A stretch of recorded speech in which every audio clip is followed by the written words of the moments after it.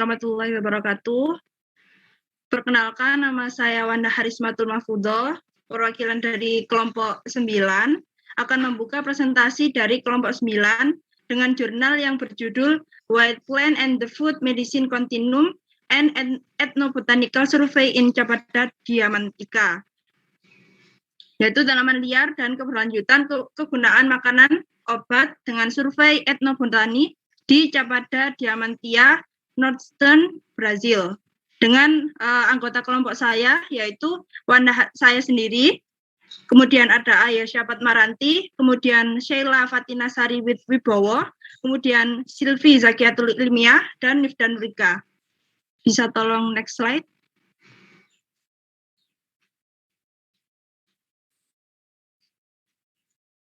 Kemudian tujuan penelitian dari jurnal yang kami pilih ada 2, yaitu mengkarakterisasi penggunaan tradisional dari tanaman yang dianggap sebagai obat dan makanan oleh masyarakat lokal di komunitas Chaiti Actu yang berbatasan dengan Chapada Diamantina, Taman Nasional Brazil NE. Kemudian tujuan yang kedua yaitu mengidentifikasi variabel penting pada spesies yang digunakan untuk alasan kebudayaan. Next slide. Kemudian, jenis penelitian dari jurnal yang kami pilih adalah non-experimental survey.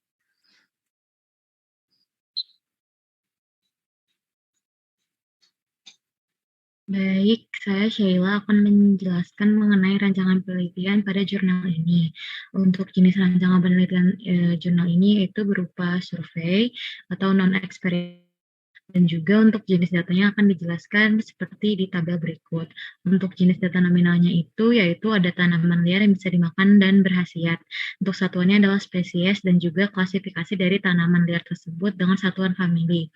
Selanjutnya untuk jenis data ordinal yaitu peringkat dari variabel bebas yang digunakan oleh peneliti yaitu dengan satuan angka. Selanjutnya tidak ada jenis data rasio dan juga jenis data kontinu. Untuk jenis data kualitatif deskriptifnya itu mengenai pengetahuan dan pendapat tentang tanaman yang dapat dimakan dan dijadikan obat. Untuk satuannya itu berupa spesies tanaman, bagian tanaman yang digunakan, dan juga khasiat dari tanaman.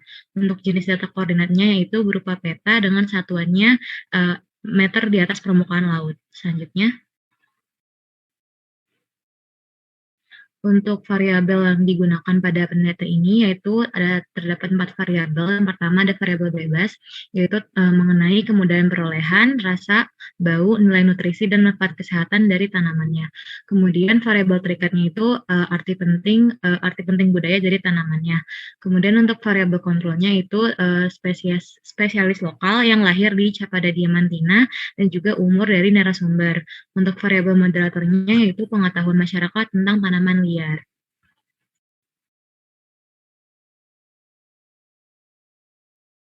Selanjutnya, untuk langkah-langkah penelitiannya itu instrumen yang digunakan pada penelitian ini merupakan poin-poin interview, dan interview ini dilakukan dengan secara tidak terstruktur atau terbuka. Untuk teknik pengumpulan datanya juga dilakukan dengan interview komunikasi.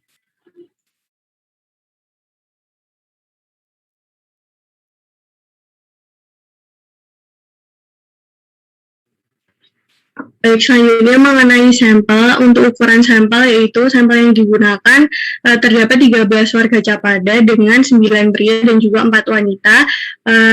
Semua responden ini mempunyai usia rata-rata dari 56 hingga 84 tahun dan juga sudah pensiun dari pekerjaannya sebagai petani. Kemudian teknik sampling yang digunakan yaitu snowball sampling, yaitu rekomendasi antar narasumber. Jadi narasumber 1 akan merekomendasikan narasumber kedua, begitu seterusnya hingga narasumber ke-13.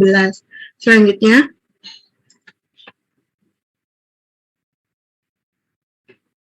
Selanjutnya yaitu uji validitas dan reliabilitas. Untuk uji validitas dilakukan dengan interview tidak terstruktur dengan responden, kemudian uji reliabilitas dilakukan dengan uji statistik regresi linear berganda. Model regresi berganda ini untuk menilai variabel yang mempengaruhi arti penting budaya.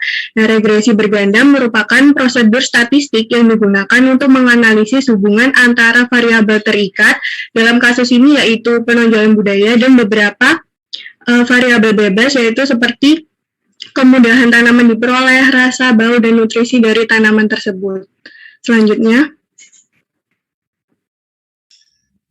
Baik, saya Sylvia akan menjelaskan mengenai rancangan tabel data pengamatan pada jurnal yang kami review. Yang pertama yaitu tabel makanan fungsional dan obat-obatan dengan nilai tertinggi. Di sini ada tabel top 5 atau peringkat 5 terbaik dengan penjelasan keluarga dan juga nama populernya. Kemudian untuk tabel kedua yaitu data prediktor arti penting budaya makanan fungsional dan obat yang dikenal oleh para ahli lokal di masyarakat pedesaan komunitas ISU yang merupakan lokasi pada penelitian ini, dengan rancangan tabel data pengamatannya yaitu berupa variabel dan juga perkiraan nilainya. Next.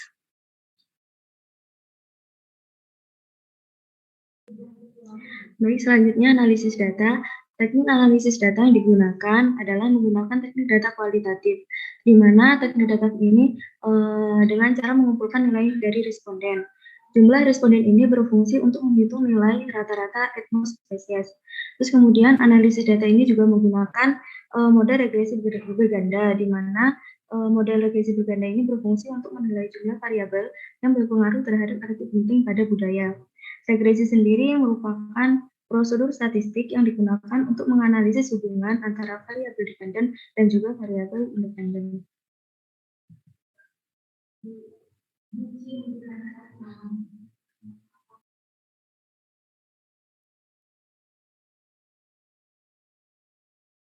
Baik, selanjutnya yaitu penyajian hasil data. Yang pertama yaitu gambar peta lokasi penelitian ini, yaitu di komunitas pedesaan ISU yang juga dikenal sebagai Lembah Siapao. Lembah ini terletak di Munisipalitas Palmeiras atau negara bagian Bahia Tengah Selatan Brasil Timur Laut, terletak di wilayah geografis Chapada Diamantina atau dataran tinggi Berlian dan mengelilingi Taman Nasional Chapada Diamantina.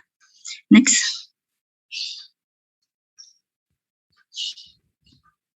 Itu selanjutnya yaitu penyajian hasil analisis data makanan fungsional dan juga obat-obatan dengan nilai tertinggi untuk arti penting budaya seperti yang disebutkan oleh para ahli lokal di pedesaan komunitas ISU. Next. Dan untuk yang ketiga ini yaitu penyajian hasil analisis data prediktor arti penting budaya makanan fungsional dan obat yang dikenal oleh para ahli lokal di masyarakat pedesaan komunitas ISU. Di mana kemudahan perolehan penting ini tidak hanya dalam hal perbedaan spesifik dalam kepentingan budaya tanaman, tapi juga dalam hal menjelaskan ditinggalkannya seluruh rangkaian makanan dan juga obat-obatan liar, seperti di banyak wilayah deforestasi, menjauhkan orang dari wilayah sumber daya alam. Next. Baik, sekian presentasi dari kelompok kami. Kurang lebihnya mohon maaf. Wassalamualaikum warahmatullahi wabarakatuh. Ya, salam. Kita ikuti paparan kelompok 9. Berikutnya kelompok 6, silakan mengunggah slide-nya.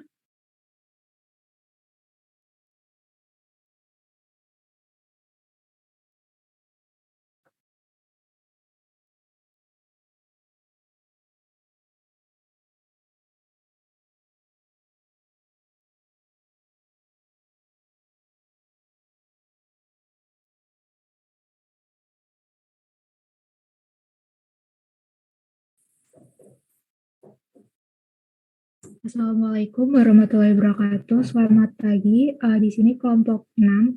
Kelompok kami akan menjelaskan jurnal etnobotani terkait dengan judul Edible Plants of the Batakaro Merdeka District, North Sumatra, Indonesia.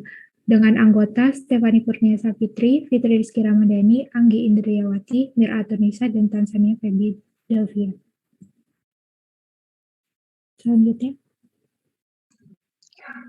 Tujuan dari penelitian ini adalah mendokumentasikan terkait pengetahuan lokal tentang pemanfaatan tumbuhan liar yang dapat dimakan dan menyediakan data etnobotani tumbuhan pangan suku Batakaro dalam rangka memberikan kontribusi terhadap pengetahuan pangan tradisional Indonesia.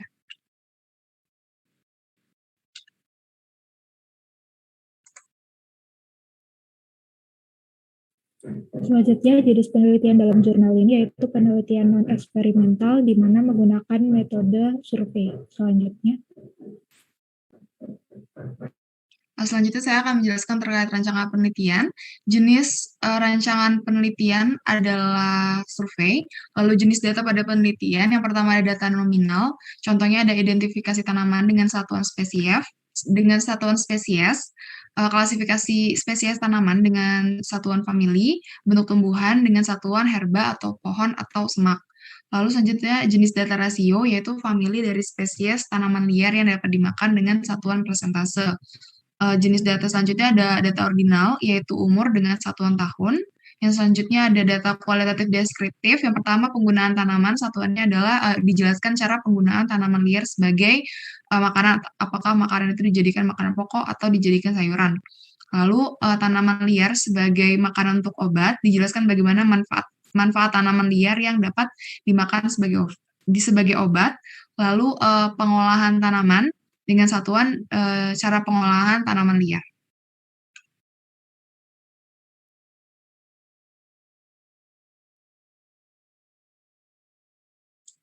Lalu selanjutnya ada variabel bebas dari jurnal ini adalah ragam tumbuhan Batakaro, pengetahuan masyarakat lokal terkait tumbuhan liar yang dapat dimakan, dan cara pengolahan tanaman liar yang dapat dimakan.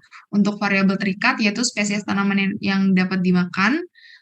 Untuk variabel kontrolnya adalah suku narasumber, yaitu suku Batakaro.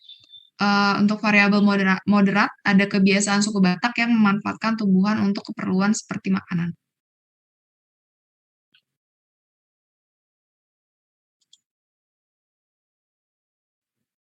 Selanjutnya yaitu langkah-langkah penelitian, di mana terdapat instrumen penelitian. Terdapat dua instrumen, yaitu interview semi terstruktur dan kuesioner terbuka. Di sini interview dilakukan dengan memberikan pertanyaan kepada informan. Dengan pertanyaan telah disusun secara garis besar, meliputi nama lokal tanaman, penggunaan tanaman, bagian tanaman yang digunakan, dan cara pembuatan. Kemudian untuk teknik pengumpulan datanya terdapat 3.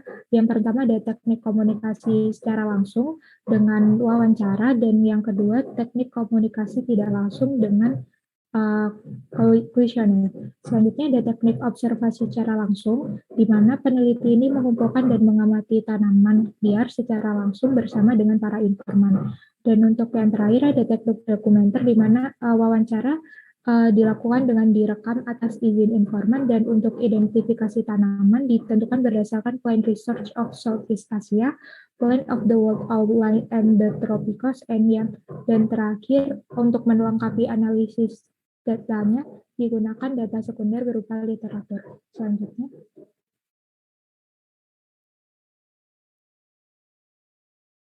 Selanjutnya yaitu ukuran sampel dan teknik sampling. Jumlah sampel dan ulangan didapatkan sebanyak 58 informan, terdiri dari 30 orang desa Karo Jarang Uda, meliputi 15 wanita dan 16 laki-laki, dan 28 orang Desa Karo Merdeka meliputi 12 wanita dan 16 laki-laki. Di sini informasi yang diperoleh didapatkan dari hasil wawancara dengan beberapa kriteria seperti sudah menikah, sebagai petani, kemudian memanfaatkan tanaman di lingkungan sekitar, dan juga memiliki akses ke hutan. Untuk teknik sampingnya itu termasuk non-probability sampling karena tidak dilakukan pengambilan sampel secara acak. Di sini ada 2, yaitu purposive sampling dan snowball sampling. Purposive sampling seperti yang diketahui merupakan pemilihan sampel yang ditentukan atas keputusan peneliti sendiri. Untuk snowball sampling yaitu pengumpulan data yang diperoleh dari sumber utama serta menjadi berbagai sumber informasi. Selanjutnya.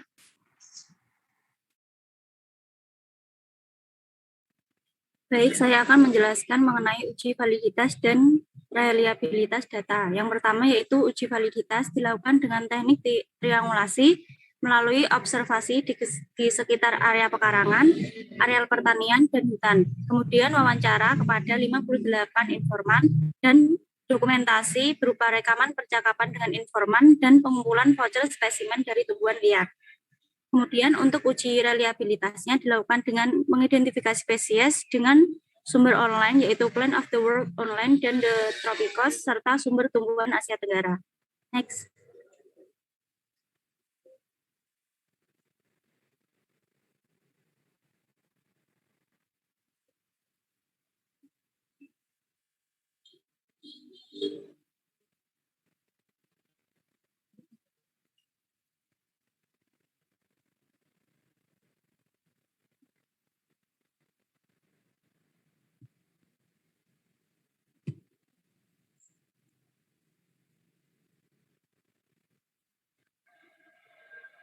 Selanjutnya yaitu rancangan tabel data pengamatan dan datanya. Tabel yang pertama yaitu karakteristik sosiodemografi informan. Tabel ini memaparkan karakteristik informan, jarang muda, dan juga merdeka yang merupakan area studi. Next.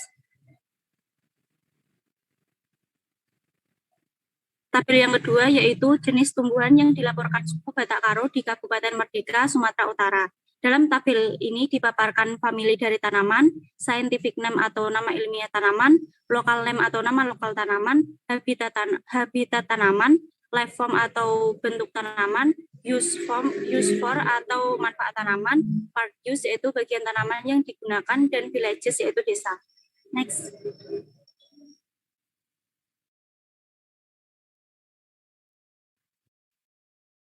Berikutnya merupakan analisis data.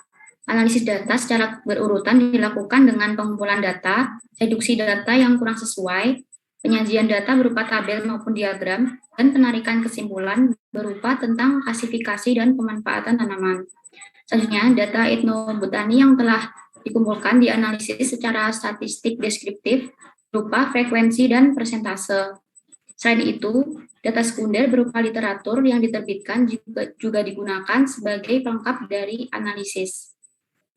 Next. Selanjutnya yaitu penyajian hasil analisis data penelitian. Pada gambar pertama merupakan peta lokasi daerah penelitian di Kabupaten Merdeka, Sumatera Utara, Indonesia.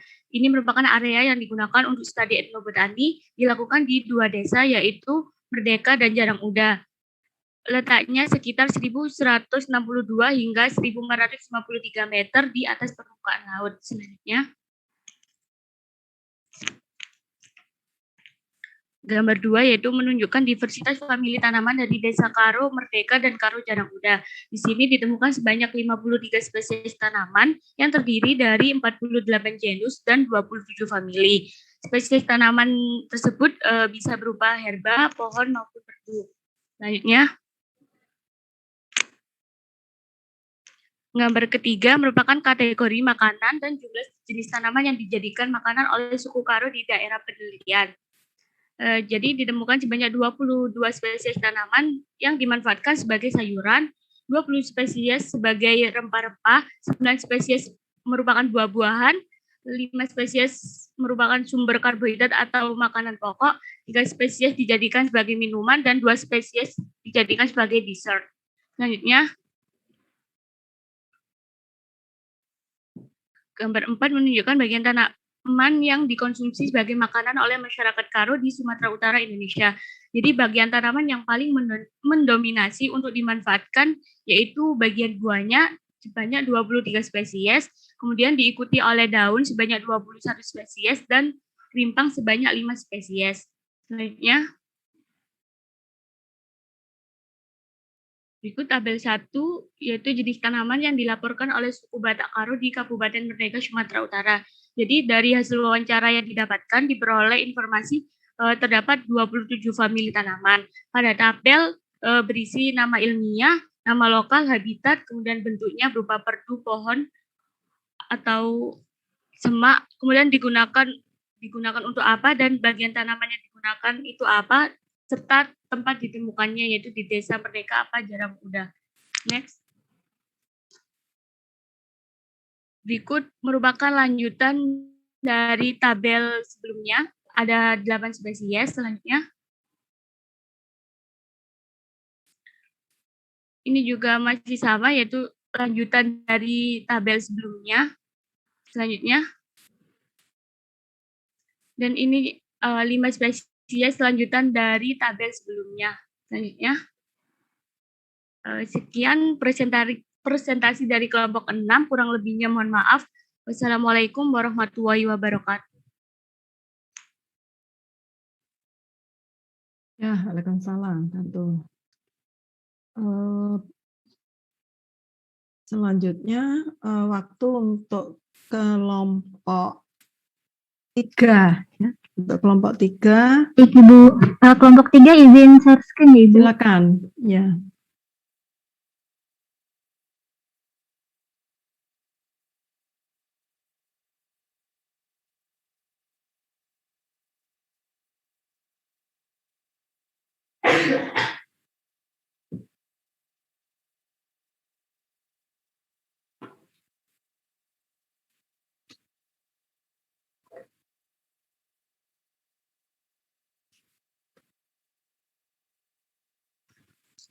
Baik, terima kasih Bu atas kesempatannya.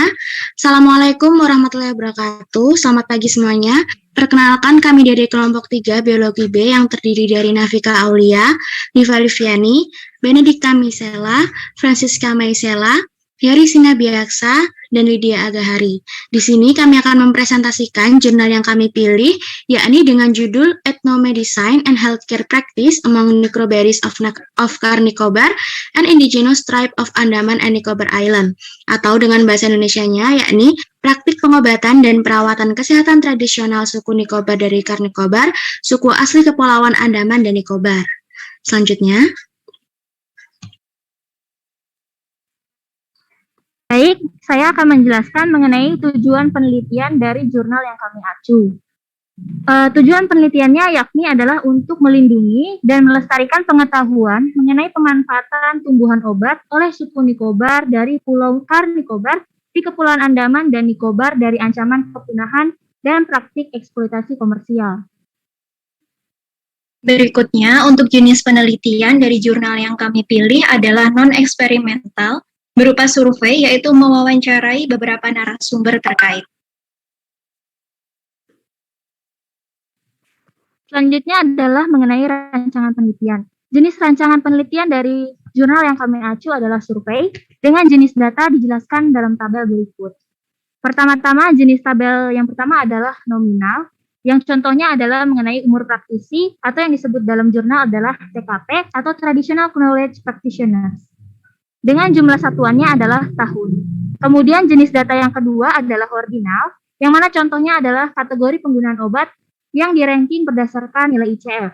Selanjutnya jenis data rasio, contohnya adalah jumlah tanaman obat, yang satuannya adalah spesies. Untuk jenis data kontinu, contohnya adalah nilai UV, namun tidak memiliki satuan. Jenis data kualitatif dan deskriptif dalam jurnal yang kami acu, contohnya adalah jenis penyakit yang dapat diobati. Dan ini juga tidak memiliki satuan. Contoh jenis yang dapat diobati, salah satunya adalah mengenai demam, kemudian malaria, tuberkulosis, dan juga ada diabetes. Kemudian untuk jenis data koordinat, dalam jurnal yang kami acu tidak terdapat sama sekali.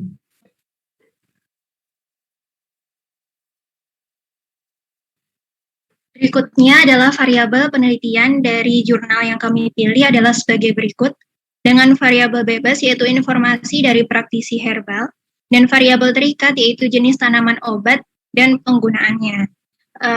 Penentuan kedua variabel ini didasarkan pada penjabaran metode pada jurnal bahwa segala informasi mengenai jenis tanaman obat apa saja yang lazim digunakan oleh praktisi herbal akan menentukan daftar tanaman obat yang akan diidentifikasi oleh penulis jurnal. Sehingga dapat dikatakan informasi dari praktisi herbal mempengaruhi jenis tanaman obat yang akan diulas. Kemudian untuk variabel kontrol berupa pertanyaan pada kuesioner terstruktur dengan pertanyaan sebagai berikut: penyakit yang pernah diobati, tanaman obat yang digunakan, cara penyimpanan obat, dan penggunaan serta dosis.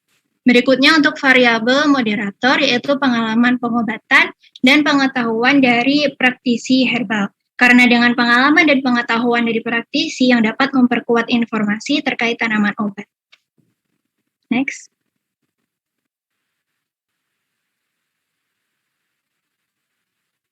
Selanjutnya, saya dari sini akan menjelaskan terkait langkah-langkah penelitian. Langkah-langkah dilakukannya penelitian ini meliputi instrumen penelitian dan teknik memperoleh data. Instrumen penelitian yang digunakan berupa poin-poin kuesioner pada wawancara atau interview terstruktur. Nah, wawancara terstruktur ini merupakan wawancara formal yang digunakan untuk menggali informasi dari atau terkait responden dengan cara menanyakan beberapa pertanyaan sesuai urutan yang telah disiapkan oleh pewawancara. Kemudian, teknik yang digunakan peneliti untuk memperoleh data adalah dengan wawancara dan observasi yang dilakukan secara langsung. Wawancara dilakukan secara individual dengan praktisi tradisional yang memiliki pengetahuan terkait tumbuhan obat untuk memperoleh informasi berupa data penyakit yang pernah diobati, tumbuhan obat yang digunakan untuk mengobati, cara penyiapan atau preparasi obat, serta bentuk penggunaan dan dosis. Wawancara dilakukan dengan bantuan beberapa guru atau anak-anak muda yang fasih berbahasa Hindi untuk membantu menerjemahkan karena praktisi tradisional tersebut menggunakan bahasa dan dialek daerah mereka yakni bahasa Nicobar. Untuk teknik observasi langsung digunakan untuk memperoleh sampel tumbuhan di sekitar desa dengan bantuan foto spesimen dan juga dibantu oleh praktisi tradisional tadi. Selanjutnya, peneliti mencatat lokasi tempat sampel tumbuhan ditemukan dan catatan apa lainnya yang diperlukan. Next.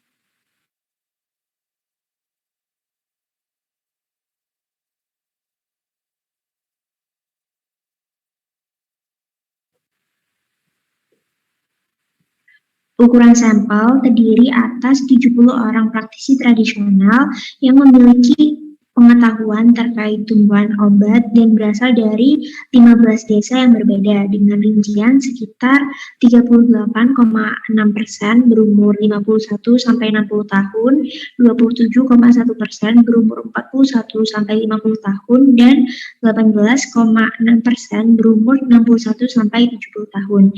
Selain itu, ditemukan sampel berupa tumbuhan obat yang berjumlah 150 spesies yang tergolong dalam 59 famili dan 122 genus.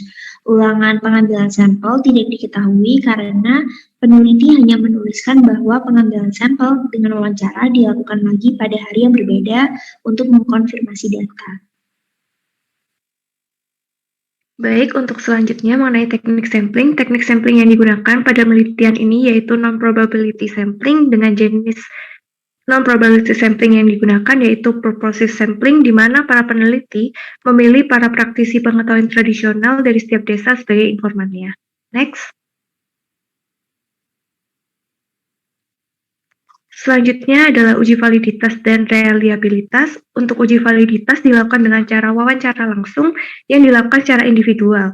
Kemudian menggunakan kuesioner terstruktur untuk mendapatkan data dari penyakit yang pernah diobati, tanaman obat yang digunakan, cara penyimatan obat, bentuk penggunaan, dan dosis yang diberikan.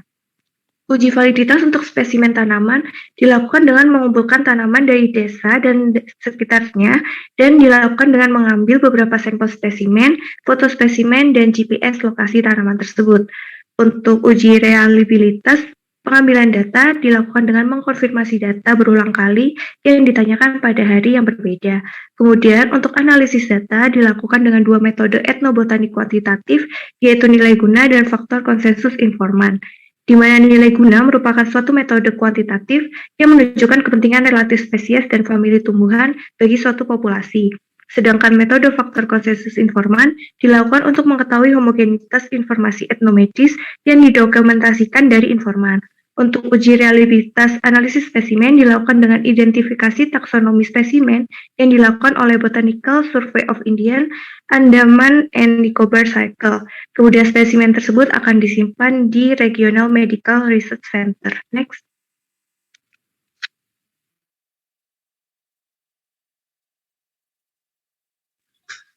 Baik, selanjutnya adalah rancangan tabel data pengamatan dan datanya. Yang pertama ialah tabel 1, yakni penyakit dalam setiap kategori obat. Tabel ini terdiri dari kategori penggunaan obat dan jenis penyakitnya. Lalu selanjutnya ialah tabel 2, yakni spesies tumbuhan yang digunakan oleh praktisi pengetahuan tradisional di Pulau Karnikobar, Kepulauan Andaman dan Nicobar, India.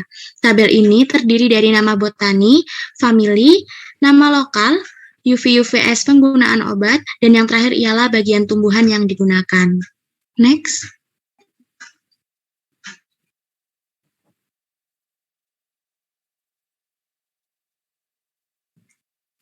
Oke, selanjutnya adalah teknik analisis data. Data ditabulasi dan dianalisis menggunakan dua metode etnobotanik kuantitatif, yaitu use value atau UV dan informant consensus factor atau ICF.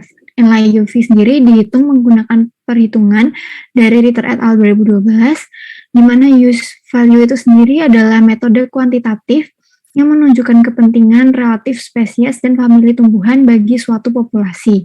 Indeks ini dihitung untuk membangun hubungan antara spesies dan penggunaan yang ditetapkan padanya, dengan menganalisis indeks dalam kaitannya dengan kategori penggunaan.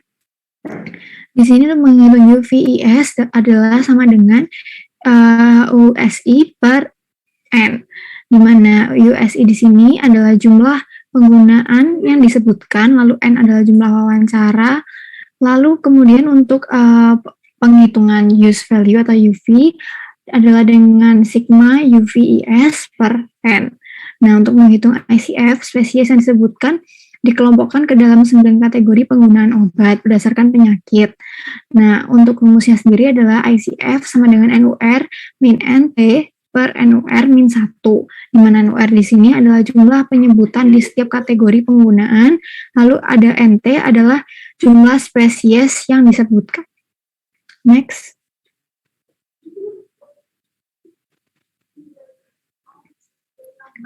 Lalu di sini ada penyajian hasil analisis data penelitian, di mana gambar 1 yaitu peta yang menggambarkan Kepulauan Andaman dan Nicobar yang menyoroti area studi dari Karnikobar sendiri.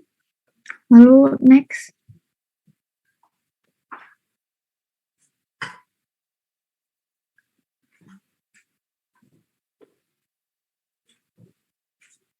Untuk tabel, yaitu disajikan penyakit yang termasuk dalam setiap kategori penggunaan obat. Lalu next.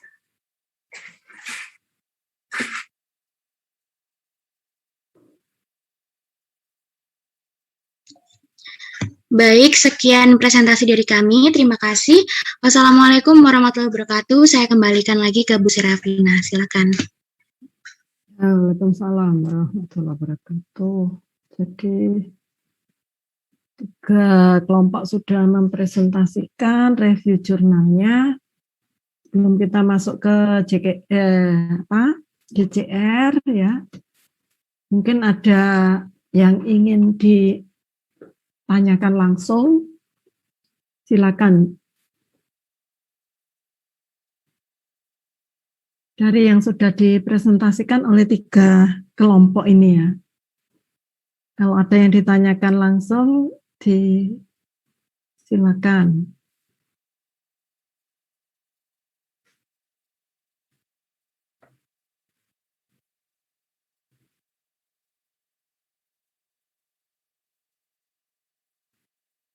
Tidak ada. Beberapa yang ingin saya tanyakan ya dari yang sudah disampaikan tadi. Untuk kelompok 9 dan kelompok 3 ya, itu ada overlapping di uji reliabilitas ya, yang diklaimkan juga itu sebagai analisis data ya. Jadi kelompok 3 tadi jelas menyebut di kalimat kedua dari uji reliabilitas bahwa itu adalah analisis data ya. Jadi harap diperhatikan ya, jangan overlap-kan ya, tumpang tindih seperti itu. Kalau memang itu satu indeks ya, atau uji statistik, regresi linier, berganda, itu jelas-jelas itu analisis data ya, bukan uji reliabilitas itu ya. Tadi yang ditulis kelompok 3 tadi selain yang di tengah ya, kalimat nomor 2 tadi sebenarnya itu bisa dipahami untuk uji reliabilitas, tapi minus yang analisis data, karena di situ jelas ditulis analisis data dengan indeks ya, atau etnobotani kuantitatif, baik itu UVS atau ICF. Jadi itu semua adalah analisis datanya itu, jadi bukan uji reliabilitas ya. Termasuk juga nanti uji validitas. Jadi dari beberapa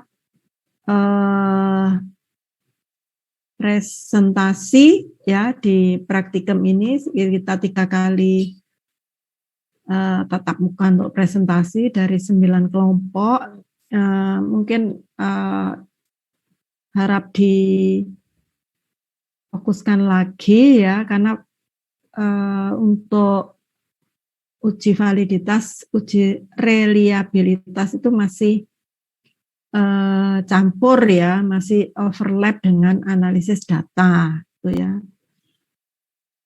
Jadi sebenarnya kalau di jurnal itu dikatakan dengan kuesioner atau dengan interview structure ya, terstruktur, itu otomatis akan menggunakan pilihan ya, ada pilihan jawaban.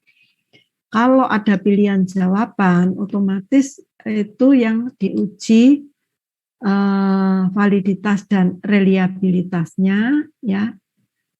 Jadi kalau uji validitas itu dengan kemarin sudah di tatap muka kuliah dengan uji korelasi ya, sedangkan untuk uji reliabilitas itu mengaitkan uji korelasi itu yang dimasukkan ke dalam rumus sehingga diperoleh nilai Cronbach alfanya ya. Jadi itu untuk yang terstruktur atau yang semi terstruktur sebenarnya juga ada bagian yang jawabannya ada pilihan itu ya. Tapi bagi yang tidak terstruktur atau yang bersifat terbuka ya, baik itu di item pertanyaan interview atau di kuesioner. Nah, otomatis yang dipegang itu adalah konsistensi jawaban itu ya. Dan itu kalau dilakukan atau hasilnya itu diterapkan pada waktu yang lain dan konsisten ya, itu juga dapat diklaimkan sebagai reliabilitas ya. Jadi item-item pertanyaannya reliable, valid dan reliable seperti itu. Itu kalau yang tidak terstruktur itu. Jadi intinya dipegang di situ. Kemudian tadi juga terkait dengan variabel ya. Variabel itu juga banyak yang masih masih bias itu ya, menentukan bebas atau terikat ya. Memang pada dasarnya untuk penelitian survei sebenarnya itu sangat susah menentukan variabel apa mempengaruhi variabel apa ya. Variabel bebas mempengaruhi variabel terikat. Itu yang mana? Ya. Itu agak susah kalau di survei itu ya. Tapi karena kita itu belajar teorinya di mana ada variabel bebas, ada variabel terikat. Jadi itu kalau variabel bebas itu variabel yang mempengaruhi variabel terikat ya. Variabel terikat yang dipengaruhi variabel bebas ya. Jadi untuk kelompok 3 tadi variabel bebasnya adalah informasi praktisi herbal. Variabel terikatnya adalah jenis tanaman obat gitu ya. Jadi apakah informasi itu mempengaruhi jenis tanaman obat ya, ataukah jenis tanaman obat itu dipengaruhi oleh informasi, itu harus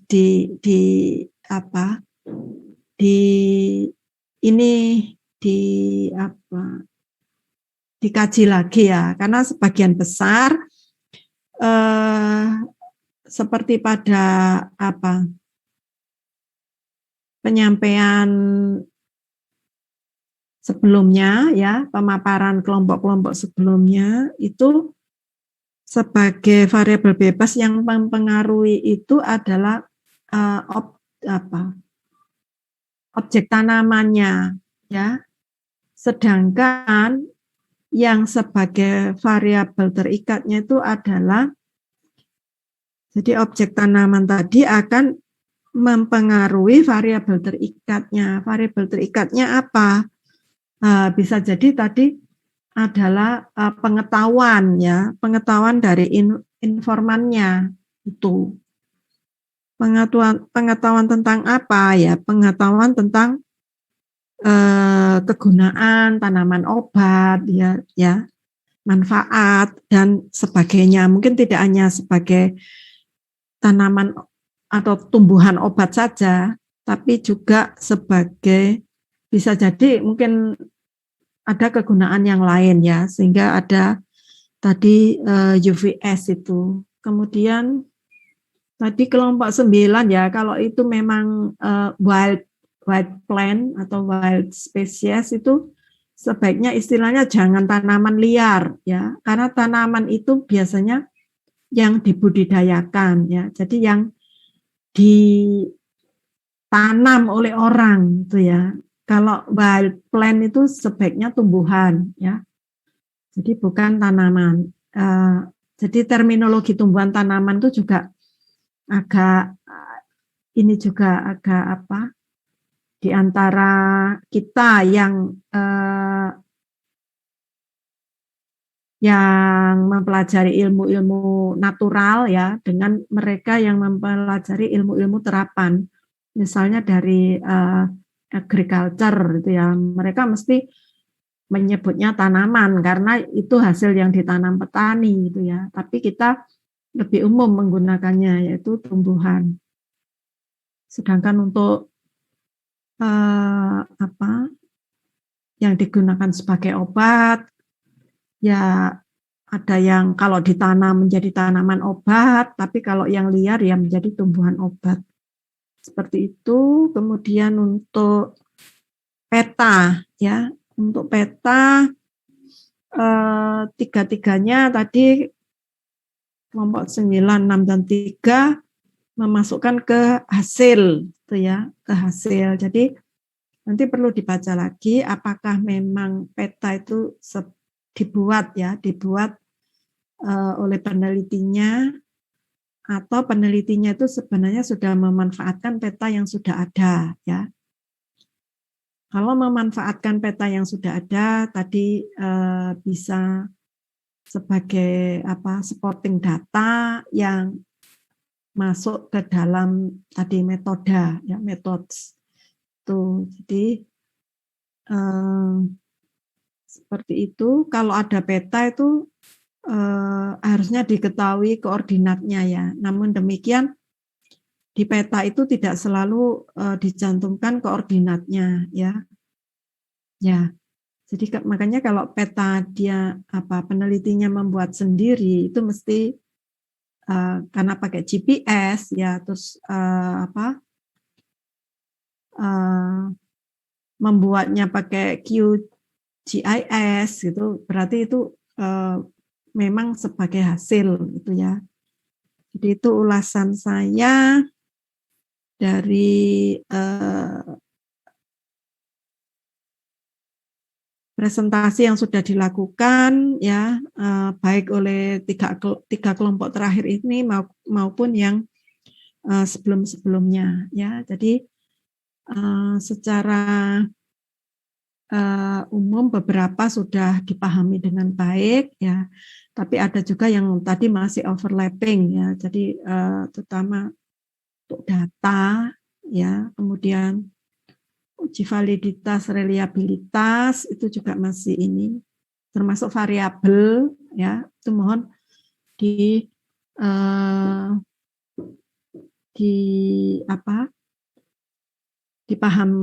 dipahami kembali ya ininya konsepnya seperti itu supaya nanti tidak keliru ya. Kemudian ya saya rasa itu ulasan saya selama presentasi untuk praktikum ya, untuk pemaparan review jurnal. Ada yang lain yang mau ditanyakan?